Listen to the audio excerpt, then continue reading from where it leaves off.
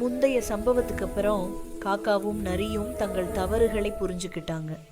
பழையதை மறந்து 2 பேரும் நல்ல நண்பர்களா மாறிட்டாங்க.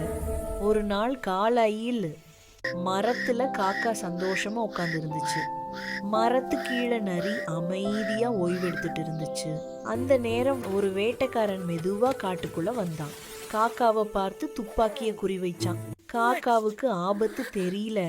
அதை பார்த்த நரி உடனே புரிஞ்சுக்கிட்டுச்சு, என் நண்பன் ஆபத்துல இருக்கான். நரி உடனே சத்தம் போட்டுச்சு, குதிச்சு ஓடுச்சு. வேட்டைக்காரனோட கவனத்தை திருப்பிச்சு. சத்தம் கேட்டு காக்கா சுதாரிச்சு உடனே பறந்து தப்புச்சு. வேட்டைக்காரன் குழப்பமடைந்து காலியான கையோடு அந்த இடத்த விட்டு போயிட்டான். காக்கா நரிய பார்த்து சொன்னுச்சு, இன்னைக்கு என்ன உயிரையே நீ காப்பாத்திட்டே. நரி சிரிச்சு சொன்னுச்சு, நண்பனுக்காக இது சாதாரணம் தான். உண்மையான நட்பு என்றால் ஆபத்தில் கூட ஒருத்தருக்காக மற்றொருத்தர் நிக்கிறது தான். இதுதான் கதையின் பாடம்.